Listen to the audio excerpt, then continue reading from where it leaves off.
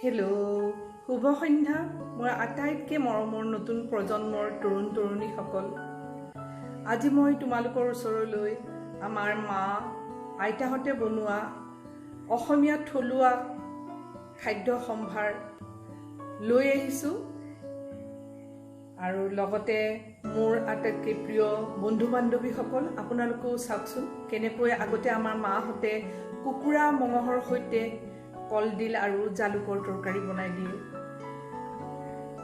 দালিৰ সৈতে মেচেণ্ডৰি তৰকাৰী বনাই দিয়ে আৰু আইতাহঁতে কেনেকৈ ভাতৰ লগত আমাক বাৰীৰ লাই পাত উঠাই আনি পেলাই পিটিকা অৰ্থাৎ চাটনি বনাই দিয়ে। আহকচোন চাওঁ। এইটো চাওকচোন, মই লোকেল চিকেন এটা কিনি আনিছোঁ বজাৰৰ পৰা আৰু এতিয়া মই এইটো টুকুৰা টুকুৰাকৈ দাখনেদি কাটি ল'ম দেই।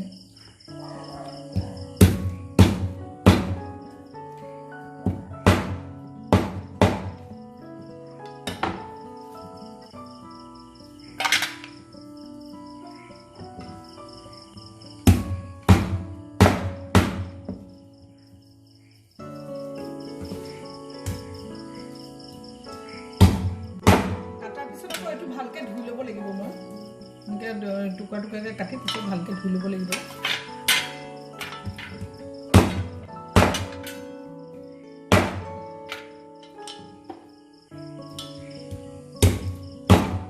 এয়া চাওকচোন, মই কাটি পেলাই মাংসখিনি ধুনীয়াকৈ ধুই ল'লোঁ। এতিয়া এইটো কলডিল, এতিয়া মই এই কলডিলটো এনেকৈ ঢাকি থৈছিলোঁ ফ্ৰিজত, আগতে টুকুৰা খালোঁ ইয়াৰ পৰা, ঘৰৰে কলডিল হয়। এতিয়া মই এই কলডিল টুকুৰা কাটি ল'ম, কাটি পেলাই মিক্সিত গোটেইটো নিদিওঁ, গোটেইটো দিলে তৰকাৰীখন আকৌ হেঁচা মাৰি ধৰিব নহয় বেছি পেলাই। কলডিল কাটিছোঁ, কাটি পেলাই এতিয়া মই মিক্সিত অকণমান, হাতেৰেও কাটিব পাৰি কিন্তু মই হাতেৰে কাটিবলৈ মন কৰা নাই, মই অকণ মিক্সিত গুড়া কৰি ল'ম। এইখিনি থুপথুপীয়া নিচিনা কৰি পেলাই অকণমান হেৰি কৰি ল'ম, পিহি ল'ম। এতিয়া চাওকচোন, মই কলডিলখিনি মিক্সি বাতিটোত এয়া ভৰাই ল'লোঁ, কাটি থোৱা কলডিলখিনি আৰু মিক্সিত এতিয়া মিহিকৈ পিহি ল'ম।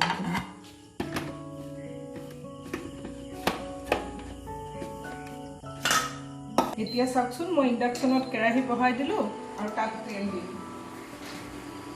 তেলৰ ভিতৰত তেলটো দিলোঁ মই এই ধাৰা কেঁচিঘানি মিঠাতেলটো দিলোঁ। এইটো মাংস বনালে, মুৰ্গী বনালে খাবলৈ টেষ্টি হয়, তেল ব্যৱহাৰ কৰিছোঁ।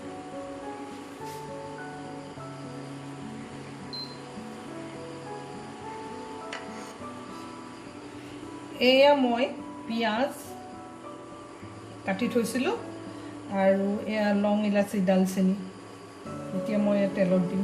প্ৰথমতে লং ইলাচি ডালচেনিখিনি দি দিছোঁ, তেল গৰম হৈছে প্ৰায়।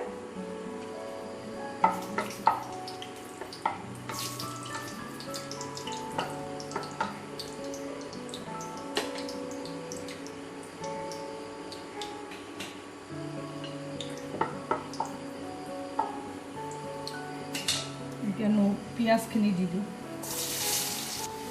এয়া চাওকচোন, পিঁয়াজখিনি প্ৰায় ৰঙচুৱা হৈছে অকণমান।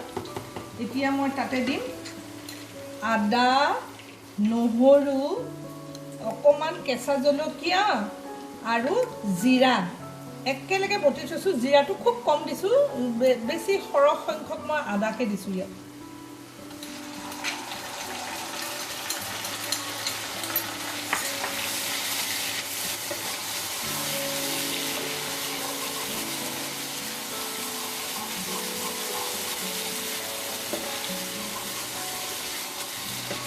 এইখিনি তেলত দিয়াৰ পিছত এতিয়া মই এই কলডিলখিনি যে মিক্সিত মিহি কৰি থৈছোঁ, এই কলডিলখিনি দিম।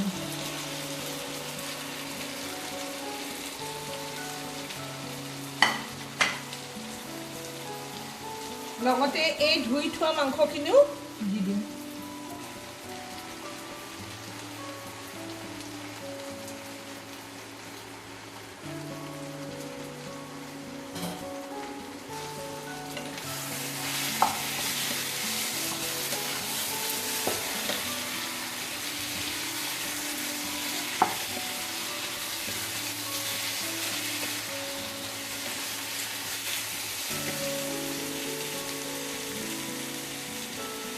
ইয়াত এতিয়া অকণমান সোৱাদ অনুযায়ী নিমখ দিম।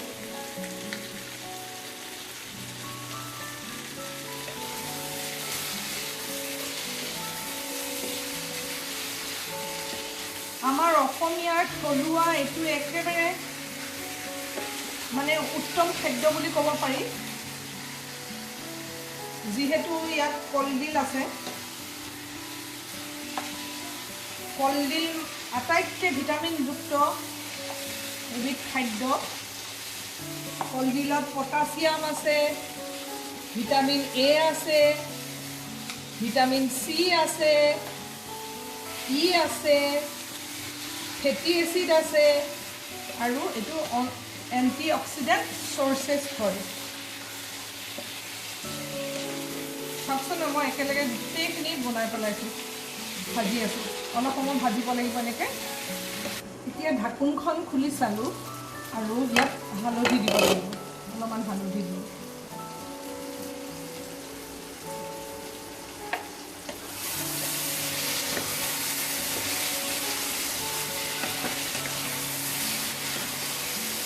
এতিয়া খুব ল' ফ্লেমত এইখিনি ভাজি থাকিব লাগিব এনেকৈ। ঢাকোন লগাই দিলোঁ। এতিয়া চাওকচোন, মই ইয়াত আলুগুটি দিছোঁ। এইটো অপশ্যনেল হয়, আপোনালোকে দিবও পাৰে, নিদিবও পাৰে। মই আকৌ মুৰ্গী মাংসত আলুগুটি অকণমান হ'লে ভাল পাওঁ খাবলৈ। পানী এতিয়া দিব হোৱা নাই, অলপমান এনেকৈ ভাজি থাকিব লাগিব।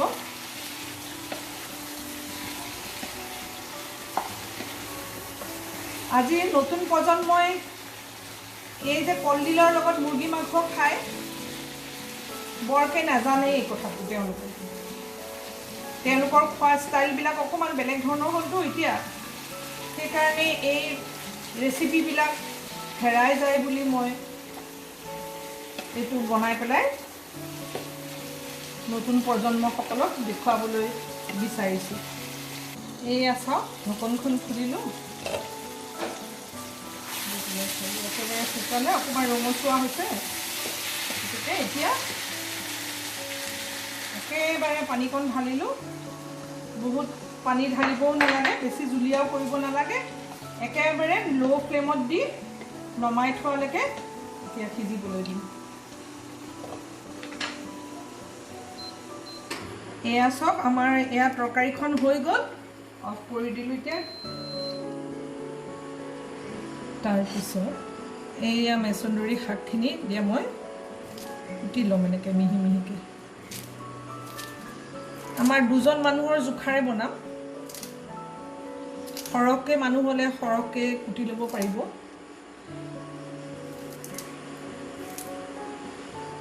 এই মেছন্দৰী শাকখিনি একেবাৰে ঔষধি গুণসম্পন্ন। ই একেবাৰে ছাঁ ঠাইত হয়। ই ষ্টমাক ৰিলেটিভ, মানে আমাৰ যিবিলাক প্ৰব্লেম হয়, মানে পেটৰ যি অসুবিধা প্ৰব্লেম হয়, সেইবিলাক ই কিয়ৰ কৰে। চাওকচোন, এতিয়া মই দালিৰ লগত এয়া মগু মচুৰ দালি ধুই থৈছোঁ।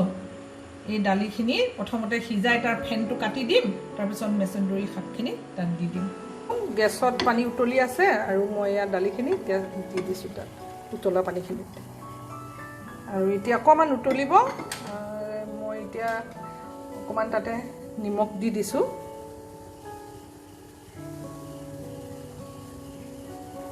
এতিয়া উতলি থকা দালিখিনিত মই এই মেছন্দৰী পাতখিনি দি দিলোঁ। আৰু লগতে অকণমান হালধি দি দিলোঁ।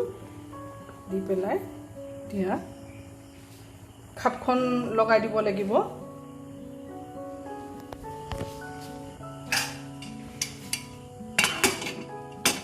খাপখন লগাই মাত্ৰ এটা চিটি লগাই দিম। খালে চাওকচোন, এয়া মই লাই পাত উঘালি আনি থৈছিলোঁ। এয়া লাই পাতৰ, এতিয়া আমাৰ অসমীয়া মানুহে এয়া লাই শাকৰ কেনেকৈ চাটনি খায় ভাতৰ লগত, মই এতিয়া কৰি দেখুৱাম। প্ৰথমতে ইয়াৰ এই গুড়িবিলাক এইবিলাক চব কাটি এনেকৈ ছিঙি ল'ব লাগিব। এইবিলাক পেলাই দিব লাগিব। ছিঙি পেলাই এনেকৈ পেলাই দিব লাগিব। তাৰপিছত ভালকৈ শাকখিনি ধুই ল'ব লাগিব। এইয়া শাকখিনি ধুই ল'লোঁ। এতিয়া মই এখন প্লেটত কুটি ল'ম। এইটো লাই শাক হয়।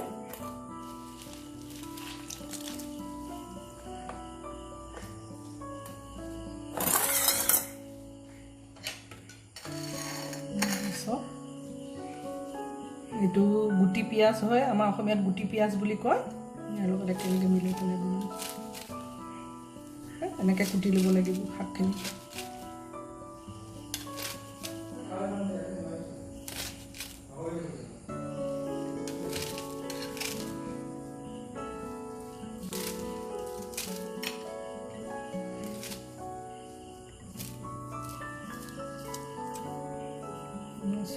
ইয়াতে আকৌ ইয়াত পিঁয়াজ দিব লাগিব, জলকীয়া এটা দিয়াচোন। ইয়াতে পিঁয়াজ দিব লাগিব, এনেকৈ কুটি পেলাই। এইটো কেঁচা কেঁচা চাটনি খাওঁ, আমাৰ অসমীয়া মানুহে এনেকৈ কেঁচা কেঁচা চাটনি খায় ভাতৰ লগত, লাই পাতৰ।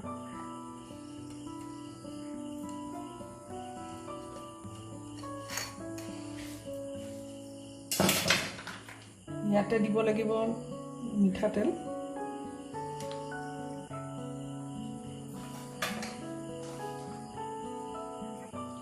আৰু নিমখ আৰু জলকীয়া এটা মোহাৰি দিব লাগিব।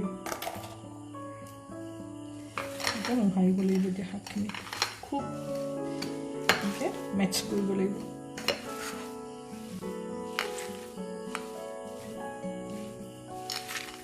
একো কৰিব নালাগে, এনেকৈ মোহাৰি ভাতৰ লগত খালেই হ'ল আৰু। জলকীয়া সানি ল'লেই হ'ল খোৱা সময়ত। তাতে কেৰাহী বহাই দি পেলাই তাত মিঠাতেল দিলোঁ, মিঠাতেলখিনি গৰম হ'ল, আৰু তেজপাত দিলোঁ, পাঁচফোৰণ দিলোঁ, আৰু ইয়াত শুকান জলকীয়া সম্ভাৰ দিলোঁ।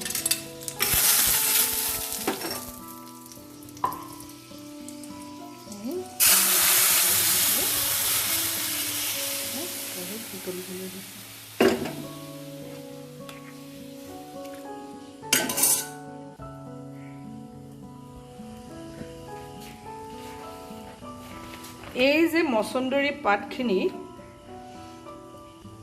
এই মছন্দৰী পাত যদি আমি সেৱন কৰোঁ, আমাৰ পেচাব একেবাৰে চাফা হয়।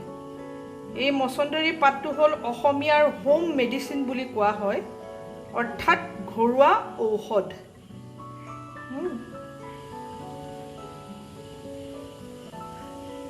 এয়া আমাৰ দালি হৈ গ'ল। দালি এতিয়া নমাই দিয়া। এয়া মোৰ প্ৰিয়জনে ভাতৰ পাতত বহিছে, মই এতিয়া ভাত দিছোঁ।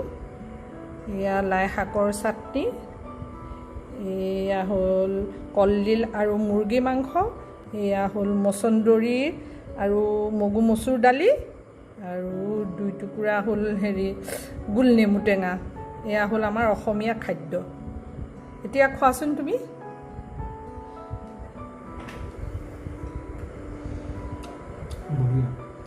ভাল হৈছে।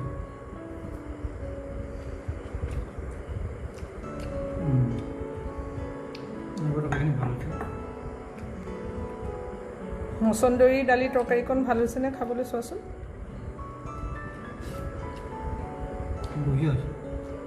আৰু কলডিল আৰু মুৰ্গী মাংসটো চোৱা, খাই ভাল হৈছে নহয়। আজিলৈ মোৰ ৰন্ধন প্ৰকৰণ ইমানতে সামৰণি মাৰিলোঁ।